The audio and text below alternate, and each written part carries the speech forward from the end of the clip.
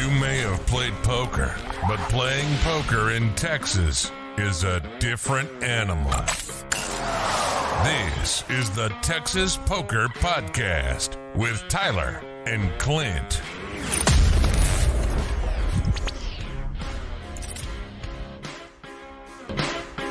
Hello, this is the Texas Poker Podcast. I'm Tyler, and I'm actually here bringing you episode 29.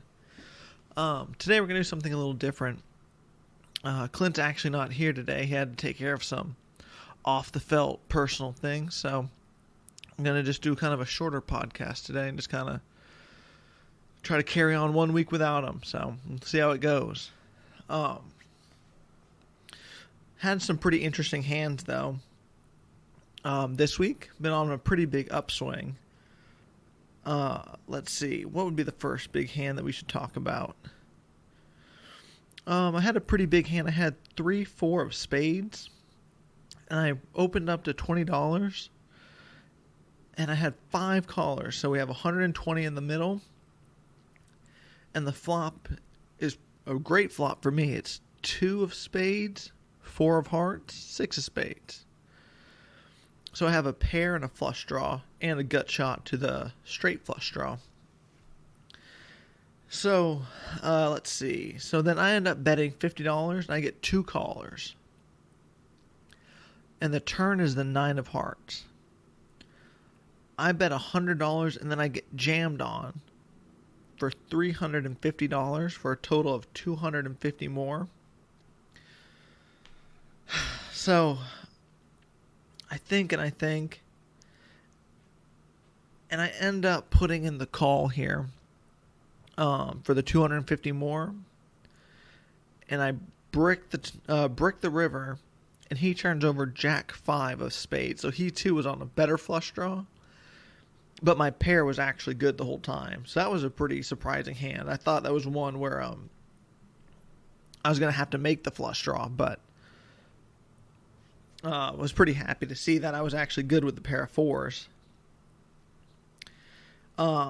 And then later on that session, let's see. Oh, right. So I was playing against a guy who, like I've always kind of talked to about Clint, where it's like it seems like you're picking on someone whenever you're always raising and getting involved in pots with certain players. But oftentimes it just happens to work out that way whenever you have a hand. So this is a player I've been battling back and forth with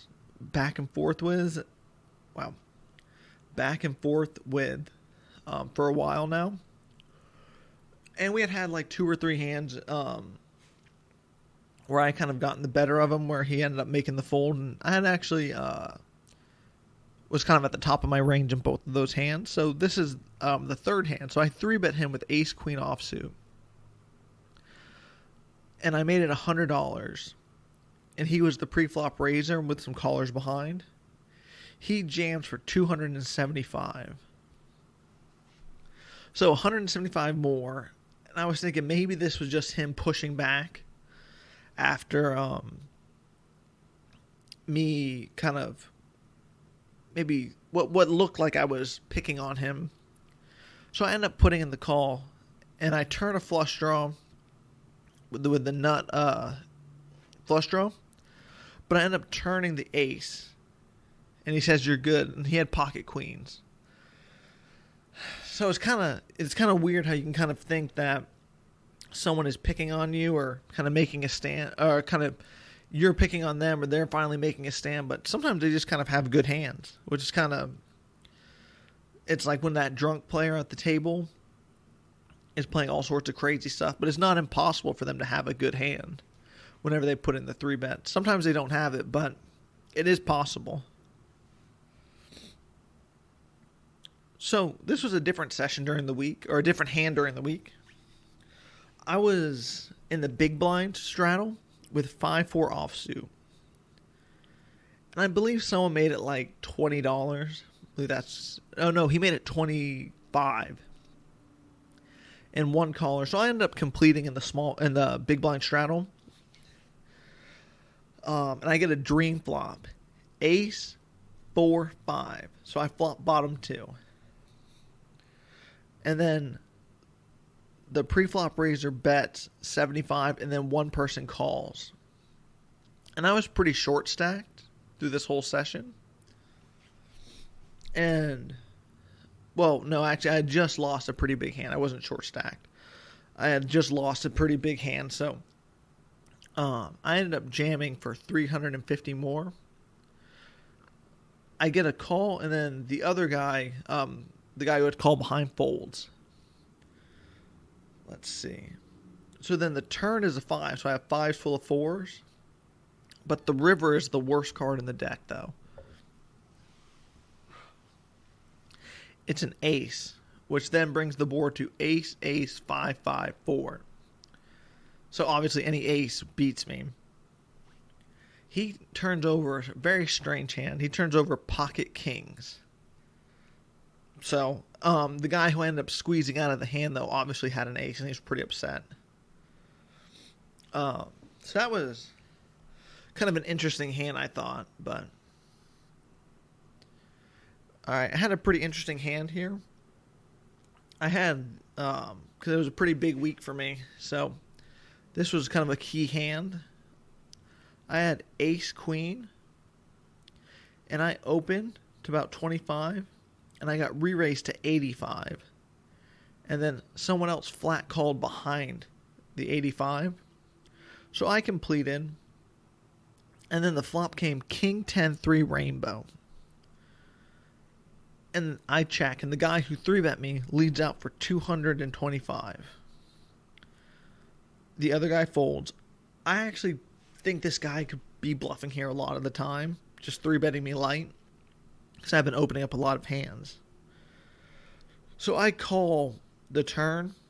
Sorry, I call the flop bet, and the turn is an offsuit 9. I check, and then he checks behind. So now I'm kind of thinking that he's kind of on a pretty weak hand here. So whenever the river is a 3, I end up leading out for $425, thinking that if he had a pretty big hand, he never checks behind here. He never checks the turn. So I lead out I kind of donk into him for 425, and he actually folds. That was a pretty big hand for me in the moment. Let's see. And like I talked to Clint about last week, is I've kind of been experimenting with 3-betting light. And I've got to say, it's been going very well for me. I mean, I have a hand where I had, I was in the straddle and I had Jack 8 of diamonds. And someone opened to 20 and someone called to 20. And then I 3-bet to about 80.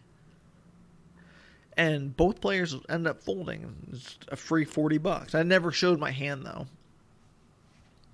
And that's something I've been kind of talking to Clint about during the week as well. Is, I guess, when I've been playing lately, I haven't been showing any of my bluffs. Because normally, like when Clint and I talk, I normally do show the bluffs because I feel like it gets you lighter calls later on. But if you don't show the bluff, you can just keep bluffing all night long. And it's kind of an interesting concept to where you can, I don't know, it's kind of that give and take to where, like, I guess if it's a competent player enough to where that they know that you can't have it all this time, you don't even really need to show the bluff. Just leave it a mystery. But I feel like if the player isn't good enough to kind of put that together, I think you then can show the bluff. I think there's times for both, which is kind of interesting. I was kind of messing with that this last week. So, but this is basically the hand that kind of defined my whole last week. Let's see. So I had 5-6 of hearts. or I guess let me give you some backstory before going into this last session of the week. So when I was in Vegas, I played some 5-5. Sorry, not 5-5. I played some 5-10-20. And I'd gone on a pretty big upswing, right? And you can see on your graph, you've gone higher than you've ever gone before. I had won $5,000 or $6,000 in about 2 days, right? And then, variance kind of happens, and then you play 10-20 or 5-10-20, and then I ended up losing so I maybe ended up making like $500 or $200 in Vegas. So I've been trying to battle back up to that original height, that peak, whenever I was playing 5-5 running good. And I was exactly $1,000 off of hitting my new bankroll high. And I guess it's not something you shoot for. Like, you don't go into every session thinking, oh, I hope I hit a new bankroll high. But I'm definitely aware of it. Definitely a goal I'm trying to hit, right? And I was thinking, man, if I could, put together a pretty big session here, this would be, that would be awesome to finally hit that goal. So I end up playing this hand, which kind of defined that. I opened with 5-6 of hearts. I opened for 20, and I got 3-bet to 80. And then a guy to my right flat calls the 80. So I complete. The flop comes king, 10, queen, all hearts. So I flop the flush. And then a player leads out. The guy who completed the 3-bet leads out for 200. And I was thinking this is the perfect time to and I'm very deep in this hand. I'm exactly $1,850 to start the hand. Let's see. Oh no, it's about 1,900 behind actually. So I actually ended up raising him to 600, which covered him by about $200. So he bet 200 and he had maybe 300 behind, and maybe 200 or 300 behind. So I was just kind of expecting. I was kind of trying to squeeze out the deep stack to my left, the original 3-better. I ended up getting re-raised all in. So I had already put 600 in, and the total bet was 1850. So I was like, well, and I always tell, I'm normally not one person to sit there and tank, right? But I was thinking, okay, so if he's flopped the ace high flush, right, I'm drawing completely dead. So it's kind of leaning toward the fold. But then with the board being king, queen, 10, all hearts, I was trying to think what hands he 3-bets with that doesn't have one of those hands in it other than ace, jack of hearts, which would obviously be a royal, and not putting him on a flopped royal. So I was thinking, well, sorry. So one team put me all in, the original guy who made it 200 folded, so it's heads up. So I was thinking, well, okay, and then maybe this is like ace king with the ace of hearts. That wouldn't be the worst for me. So I was, pondering. And I actually probably sat there and tanked for about 2 minutes, which if you've played live poker, is an absolute eternity, right?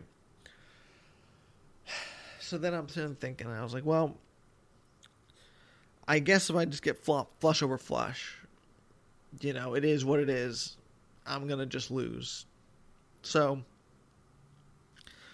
I put in the call. Immediately, the turn is the 5 of hearts. And I know I've lost. I'm done, right? So I was like, well, I'm already standing up, getting ready to leave. the river's a blank. I just tell him, yeah, I flopped a flush, show him my hand, I get up, and I'm still up. And then he tells me, you're good. Oh, man. The amount of relief hearing that you're good after knowing for sure you had to be dead. But then after I had talked to Clint about this hand, I guess we put him on a flopped set somewhere. Right? So he was denying the hearts from me, not the other way around. Right? Because pocket kings, pocket queens, pocket tens, way more likely to be in the 3-betting range, especially whenever I block, the ace 5 of hearts with the 5 of hearts. But I think that's kind of a moot point, but thought it was kind of a very interesting hand. And then what was even more interesting was after all those hands this week, I had finally grinded back up to where a new bankroll high after leaving Vegas. So that was an absolute, not really relief, but just kind of to set that goal and hit it so quickly was so nice. Because I was thinking whenever I left Vegas playing 5, 10, 20 at Bellagio that it would take me so long to hit that new bankroll high because I had to considerably go down in stakes, and then playing in Houston, and you can only really play 1-3, 1-3-6. It's kind of hard to find a 5-5 game, and I was kind of discouraged, thinking that it's going to take me like 2 months to hit this, right? And it actually only ended up taking about a month. But, a lot of that obviously is due to run good. And then Clint and I played a session last week too at Paramount. And I had a hand where I flopped. I had pocket 3 as I opened up. Got one caller. The flop came ace 3, 5. Sorry, ace 3, 8. I let out, so I made it 20 pre-flop. The other guy called. I let out for 40. No, 30. He re-raised to 80. And then this was kind of a really interesting hand where I was looking at the board and it was all rainbow. And I was thinking, well, I don't want to raise now because I'm not really guarding against anything. If it's set over set, obviously it's not good for me holding bottom set. But if he has a hand like ace king or a 2 pair, I was thinking there's a great possibility that I could stack this guy for, because he might just have a hand he can't fold. So I only ended up making the call on the flop. The turn is a blank. It was like a 7. And I check it over to him, and he leads out for about 90, I believe. And then I re-raise him, and he snap jammed all in for like 400.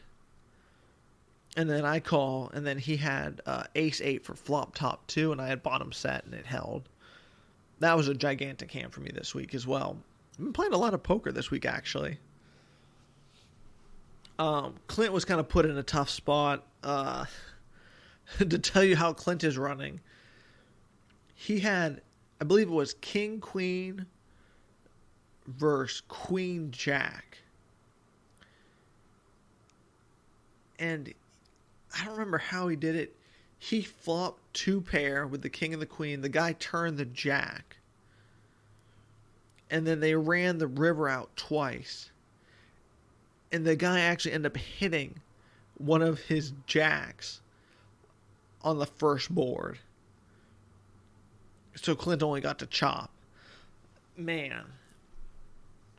That's running pretty bad right there.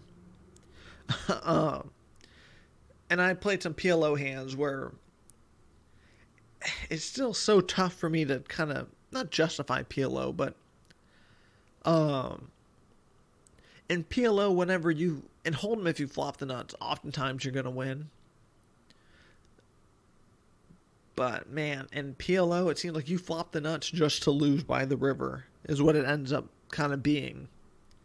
And I've kind of looked into some different PLO strategies, talked over PLO strategy with Clint. But man, that variance is just gigantic.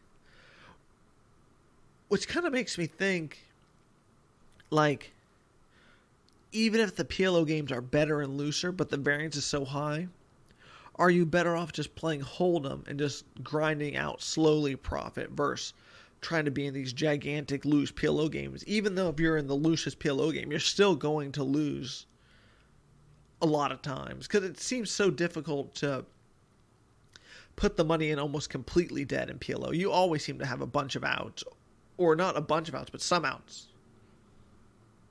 So, which is why I think, like, whenever I was talking to Clint about PLO, because we were saying how many gamblers there are in PLO versus Hold'em. And I was saying to Clint, like, you know, if you're in Hold'em and you want to gamble and you want to play a lot of hands, you can almost put your money in completely dead and have no sweat, nothing, just lose quickly. But in PLO, it seems like if you just take any random, you know, halfway decent hand versus someone's flop nuts, you always seem to have a ton of draws, which can make it kind of stressful on the bankroll because it seems like you're just always flipping if people just keep going all in before the river. So, I don't know. I think Clint's going to end up playing some more PLO. I know he's playing a session right now after he had dealt with some of his personal things off the felt. So we wanted to bring you guys an episode every week. I know it's not the normal episode. We're not even recording in the same spot today. But I just wanted to give everyone kind of an update. Didn't want to miss a week. So still putting it out. Hopefully next week Clint will be back. Hopefully he'll have a good story for us for the session he's currently at.